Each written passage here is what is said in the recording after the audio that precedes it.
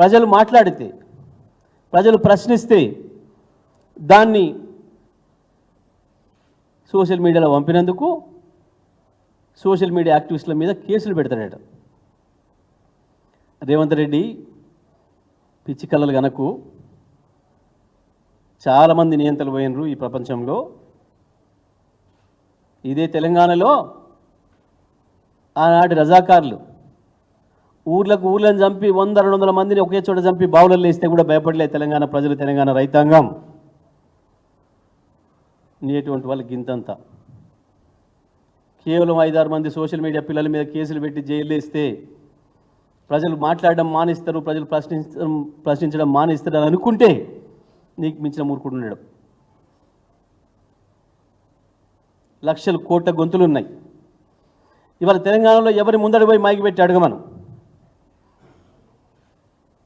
నీ గురించి వాళ్ళ మనసులో ఉన్న అభిప్రాయాలు ఏందో వింటే నువ్వేందో నీకు అర్థమవుతుంది. నీ కాకపోయినా నీ కుటుంబ సభ్యులకు అర్థమవుతుంది. ప్రజలు ఏం మాట్లాడుతున్నారు, ఎందుకు మాట్లాడుతున్నారు. పోలీసులు కూడా అత్యుత్సాహం ప్రదర్శిస్తున్నారు. పై స్థాయి అధికారులు కూడా జాగ్రత్తగా పనిచేయండి, చట్ట ప్రకారం పనిచేయండి, దెబ్బతింటారు. సోషల్ మీడియా పిల్లలకు లుకౌట్ నోటీసులా?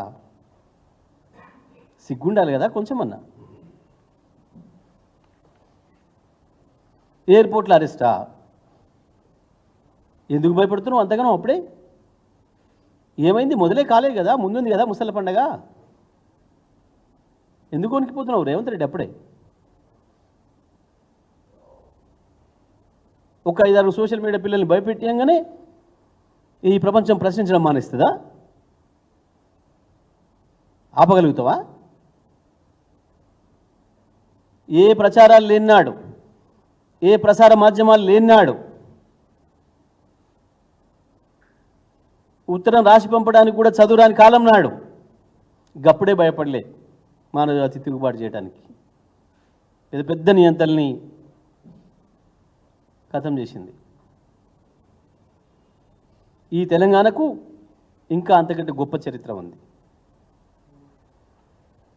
ఏ చదువురాని రైతాంగమే అద్భుతమైన ఆయుధాలు పట్టి నేతృత్వాన్ని ఖతం చేసింది. నువ్వేందో నీకు తాబేదారులైన పోలీసు అధికారులు ఒకరిద్దరు నువ్వు చెప్పింది ఆడుతున్నారు, చట్టాన్ని వ్యతిరేకంగా అని చెప్పి నువ్వు అనుకుంటున్నావు. కానీ అది కూడా ఆపలేవు. నువ్వు ఎన్ని బొంకినా, నువ్వు ఎన్ని బుకాయింపులు చేసినా, మూసి పేరు మీద నువ్వు ప్రజలకు ఏదైతే ద్రోహం పెట్టినవో ప్రజల ఇండ్లు కూలగొట్టడానికి, వాళ్ళ బతుకుల్ని నాశనం చేసి నువ్వు డబ్బులు దండుకోవడానికి ప్రయత్నం చేస్తున్నావో అది ఎట్టి పరిస్థితుల్లో కూడా జరగనియదు తెలంగాణ సమాజం. తప్పకుండా వాళ్ళ ఎమ్మటి బీఆర్ఎస్ పార్టీ ఉంది, కేసీఆర్ ఉన్నాడు, వాళ్ళని కాపాడుకుంటాం. మీ బండారం బయట పెడతాం, ప్రజల్లో మిమ్మల్ని దోషులుగా నిలబెడతాం.